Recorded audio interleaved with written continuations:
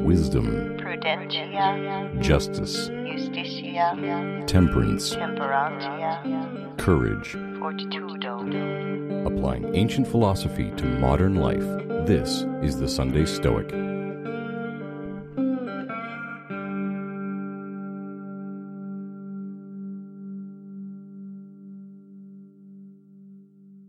Hey everybody, welcome to the Sunday Stoic Podcast. This is Steve coming to you from Conway, Arkansas.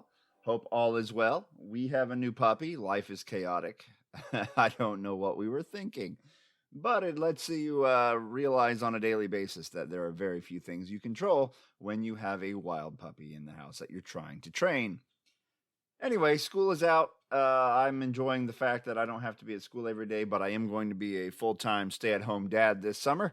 So wish me luck on that. I haven't been alone with my son that much because my wife is usually home too. So it's sort of a team effort typically, but I'll have him for the working hours of the week. So that'll be an interesting dad experience for me. We're going to try to learn to ride bicycles. We're going to try to maybe learn to play a little keyboard, piano, and a few other things while we're home. And we'll probably play some video games too, I will admit. This week we're going to continue our march through the Meditations, chapter 10. Not sure if we're going to go all the way through to the end of the Meditations before we stop this voyage, simply because, like all the chapters of the Meditations, he tends to repeat himself over and over again, and we may have gotten most of what we need from the chapter, but I think we'll do at least one more episode on chapter 10 of the Meditations. Before we continue, I want to thank Lawrence and Bridget for donating to the Sunday Stoic to try to keep the old episodes available. However, I realize that in order to keep the old episodes available, it's going to be over $200 a year to keep those available, and that's just stupid. So I'm not going to do that. I've refunded the money to all those who donated, and I'm going to ensure that the old episodes are available on YouTube for now. Maybe eventually we can get them onto archive.org or something like that, but they should be on YouTube. I think it just makes more fiscal sense. Rather than throwing money around, we can all spend our money on more useful things. Anyway, so this week Marcus is going to talk to himself about the love of fate, the love of the way things occur, sort of a yin-yang kind of thing. The rain quenches the dry earth, and the rain loves to fall, and the earth loves to receive the rain. Kind of a poetic take on loving what happens. And he's also going to talk about this mortal life we lead and how everything's going to be okay. Don't be discouraged. And the last reading, he's going to remind himself that wherever you are, you're fine. Wherever you are is just as good as being anywhere else. So let's hear from Marcus, and we'll talk a little bit about it afterwards. The Meditations of Marcus Aurelius, Book 10, number 21. The earth, as the poet has it, loves the refreshment of a shower, and the lofty ether loves the earth, and the world loves to execute the decrees of fate, and therefore, say I to the universe, your inclinations and mine shall always be the same. And do we not often say, this loves to be produced? Number 22. Either you will take the benefit of custom and continue to live, or you cut yourself off from the world. And this too was your wish. Or you cease to live. Then death will give you your discharge. One of these cases must happen. Therefore, be not discouraged. Number 23. Take it for a rule that this piece of land is like any other, and that all things here are the same as on top of a mountain, or by the seashore, or where you will.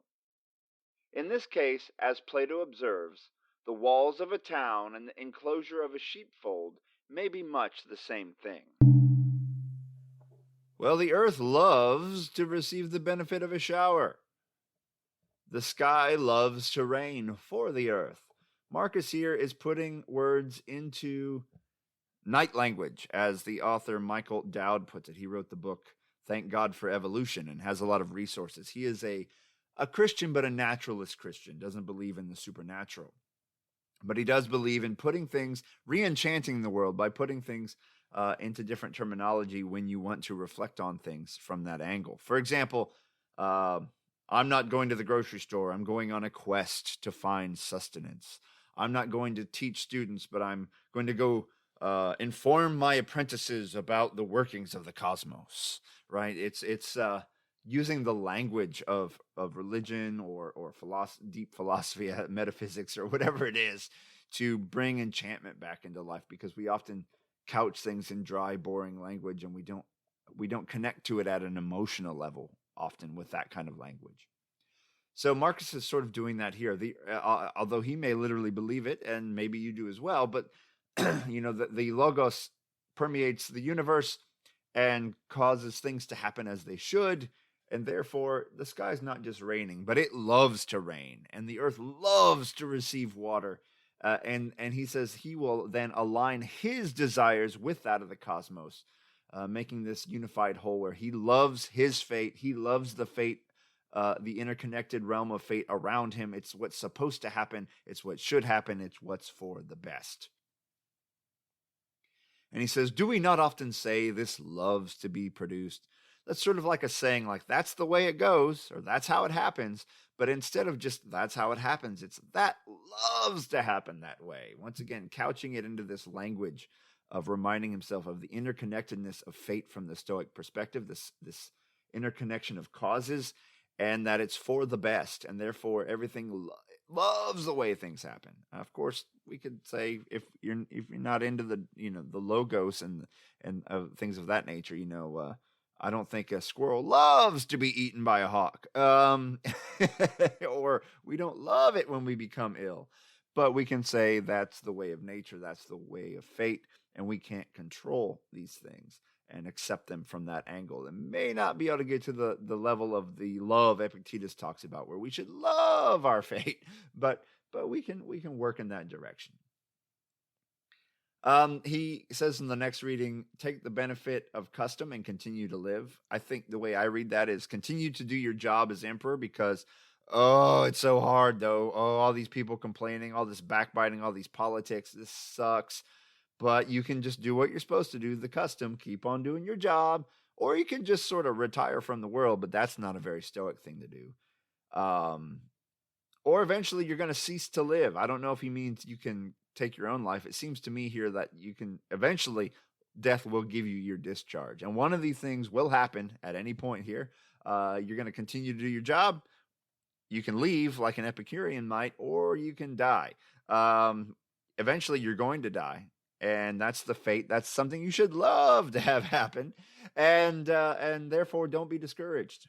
Whatever's happening is part of the divine plan, part of divine fate. It's fated to occur. So roll with it.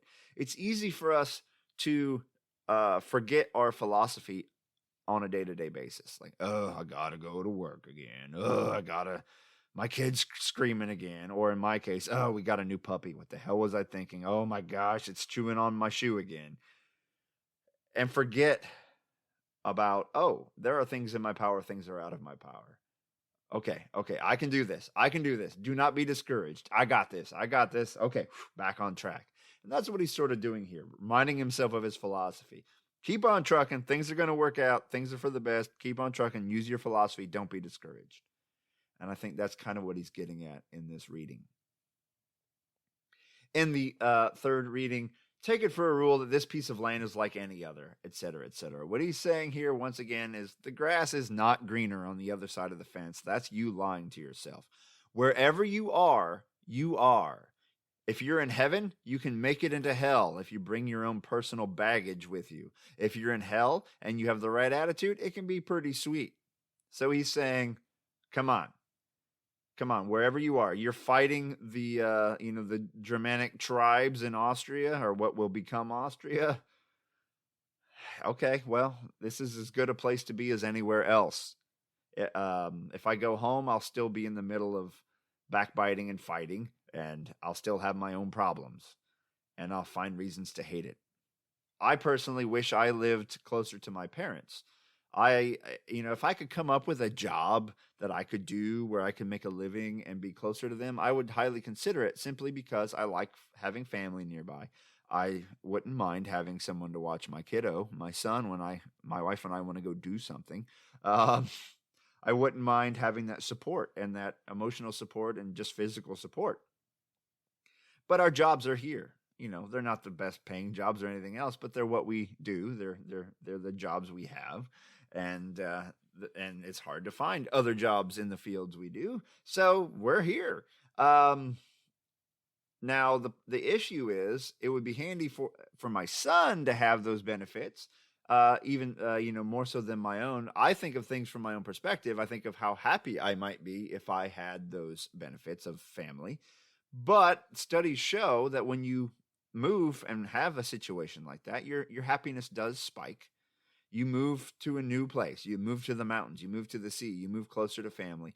But then after a short time, you fall back to your normal baseline, because wherever you go, there you are. And eventually, you would start ignoring the mountains because you've seen them every day. You start taking for granted the advantages you have of having family around. And then you find other things to be mad and gripey about, and you're back to where you were. So wherever you are, wherever you go, there you are. The walls of a town and the enclosure of a sheep's pen might be about the same thing. You can be just as happy in either situation.